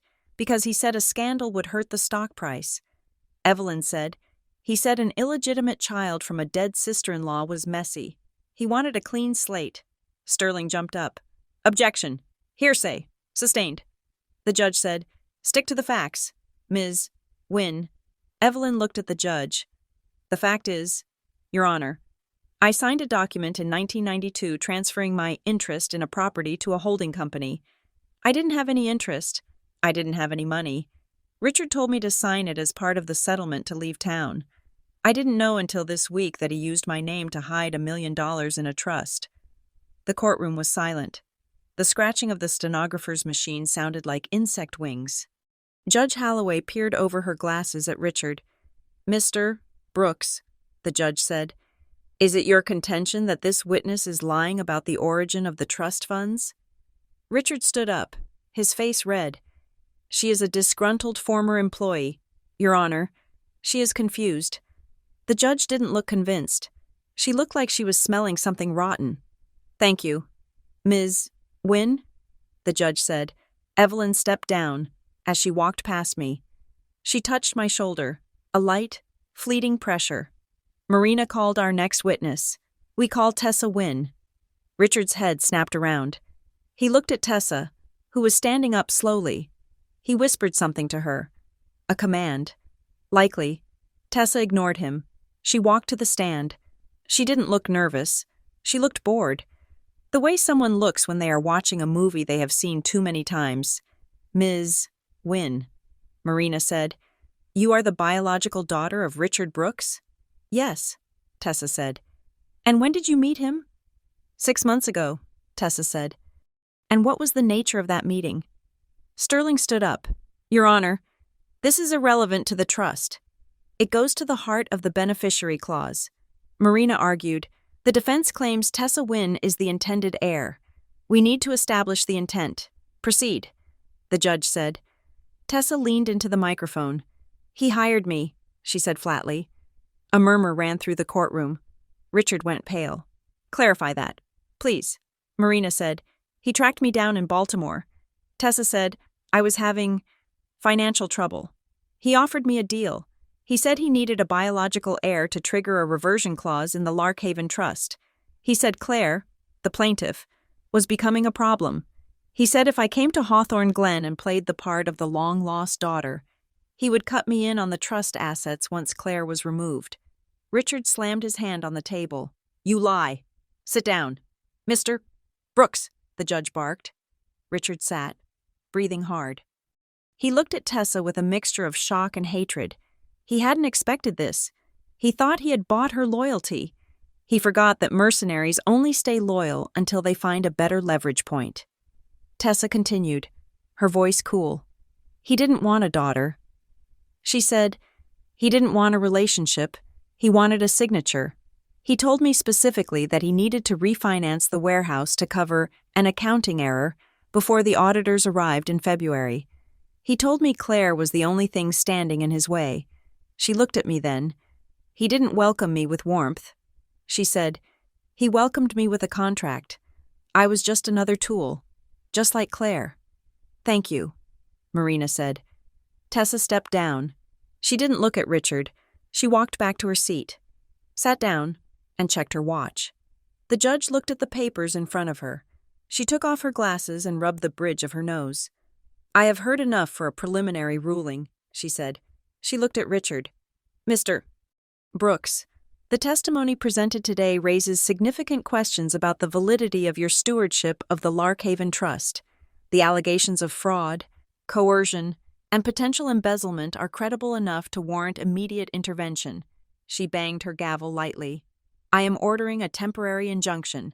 There will be no sale, transfer, or refinancing of any asset held by the Larkhaven Trust without direct court review. Furthermore, I am appointing an independent forensic accountant to audit the books of both the Trust and Brookswood fixtures." Going back to 1992, Richard slumped in his chair. The audit, the one thing he couldn't survive. "And," the judge added, "I am ordering the parties into formal mediation regarding the status of the protected beneficiary. Mr. Brooks, you are hereby restrained from contacting the plaintiff or Miss Wynne regarding financial matters. We will reconvene in 30 days. Court is adjourned." The gavel hit the wood with a sound like a gunshot. It wasn't a total victory. The war wasn't over, but the siege was broken. Richard couldn't refinance. The money hole would be exposed. The truth was coming for him. I stood up. My knees felt weak. Marina squeezed my arm. "We got him." She whispered, "He is dead in the water." We walked out of the courtroom. The hallway was crowded with people leaving the session. Richard was standing near the water fountain, arguing with Sterling. His face was a mask of fury. Elaine was standing next to him, looking terrified. Diane was standing a few feet away, watching them. Then Tessa walked out. Richard saw her. He broke away from his lawyer and lunged toward her. "You traitor," he hissed, his voice echoing in the marble corridor. "After everything I gave you? I brought you out of the gutter." Tessa stopped. She looked at him with that sharp, tired laugh I had heard in the coffee shop. "You didn't give me anything." "Richard," she said, You promised me a percentage of a theft. I just decided I didn't want to go to jail with you. You are nothing, Richard shouted. You are a mistake. Diane stepped forward. Stop it, she said. Her voice was trembling, but it was loud. Richard turned to her. You shut up. Diane, this is your fault. If you had just… No! Diane screamed. The hallway went silent. People stopped to watch. The great Richard Brooks, pillar of the community, was unraveling in public. I am done. Richard, Diane said, tears streaming down her face. I am done lying for you. I am done hiding for you. You used us all. You used Julianne. You used Claire. You used Tessa. You used me. We were just props in your little play. Richard stared at her, his mouth opening and closing. He had lost control of the women in his life, and he didn't know how to function without their submission. Elaine looked at Richard, then at the lawyer. Is it true? She asked, her voice high and panicked. About the embezzlement? Is my pension gone? Richard ignored her. He was looking at me. I was standing by the exit, watching them. Tessa looked at the scene, the screaming wife, the panicked stepmother, the ruined patriarch. She shook her head. Good luck with all. This, she said. She turned and walked away, her heels clicking on the floor, walking out of the family as easily as she had walked into it. I turned to go, but Marina stopped me. Claire, she said. She reached into her briefcase. I have one last thing. She handed me a sealed envelope. It was from the paralegal. She said, it was in the box with the trust documents, but it was marked to be opened only after the court ruling. I took the envelope. It was old, the paper soft and worn. I walked outside. The winter sun was blindingly bright, reflecting off the snow that piled against the courthouse steps. The air was cold and clean. I sat on a concrete bench and opened the letter. It was Margot's handwriting again. Claire, if you are reading this, the judge stepped in. That means you fought. Good. I didn't structure the trust to punish Richard. I loved my brother. Even though he was a frightened, selfish man, I structured it to give you a moment where you couldn't be erased. He always wanted to edit the world. Claire, he wanted to edit out the mistakes, the tragedies, the messy parts. But you are not a mistake. You are the daughter of a woman who loved you enough to die for you, and you are the daughter of a woman who loved you enough to raise you. Even if she was too weak to tell you the truth, the money in the trust, the vantage interest, it wasn't stolen. It was Julianne's. Her musician left it for her. Richard hid it because he didn't want you to know you had resources outside of him. He wanted you dependent. Take the money. Take the warehouse. But don't become him. Don't build a fortress out of secrets. Build a door. Love. Aunt Margot. I lowered the letter. Tears pricked my eyes, freezing on my lashes. The money was mine. It had always been mine. It wasn't hush money. It was an inheritance from a father I never knew, and a mother who died saving me. Richard had stolen my birthright and sold it back to me as charity. Claire. I looked up. Richard was standing at the bottom of the steps. He was alone. Sterling had gone. Elaine had gone. Diane was sitting in her car in the parking lot, weeping. Richard walked up the steps slowly. He looked older than he had inside. The fight had drained out of him, leaving something gray and hollow. He stopped a few feet away. He put his hands in his pockets. He looked at the sky, then at me. He offered a small, sad smile. It was the smile he used to give me when I got an A- instead of an A.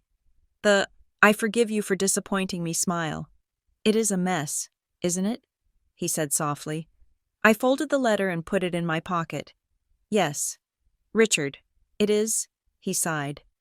He took a step closer, his voice dropping to that intimate, fatherly register that used to make me desperate to please him. I did what I thought I had to do. Claire, he said, you have to understand that I was protecting the family. I was protecting you. The world is a hard place for an orphan. I gave you a home. I looked at him, really looked at him. He wasn't apologizing. He was justifying. He was still the hero of his own story. In his mind, the kidnapping, the lies, the theft, it was all noble. He couldn't see the damage. He could only see the intent. "You didn't give me a home. Richard," I said, "you gave me a stage, and you were a terrible director." His smile faltered. "Claire," he said, reaching out a hand, "we can fix this. The mediation. We can work something out. I can still be your father. We can put this behind us." I looked at his hand. It was the same hand that had shoved me at Christmas, the same hand that had signed the fake birth certificate. "I don't need a father, Richard," I said. "I am 33 years old. I need a partner. I need a business associate who doesn't steal from me." I stood up. "I will honor the trust," I said. "I will manage the assets responsibly. I won't let the company collapse, because innocent people work there. But I am done negotiating my worth with you." I stepped past him. "If reconciliation ever happens," I said, turning back to him one last time, "it will be on truth, not performance.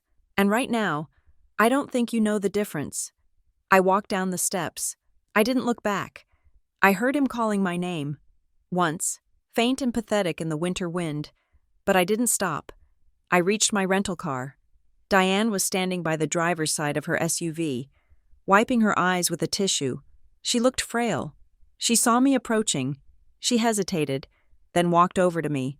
She looked at me with the same eyes Evelyn had described, the eyes of a sister who had watched a tragedy and done nothing. "I am sorry, Claire," she whispered. "I am so sorry." I nodded. "I believe you." She reached out and touched my sleeve. Her hand was trembling. "Christmas is in 3 days," she said.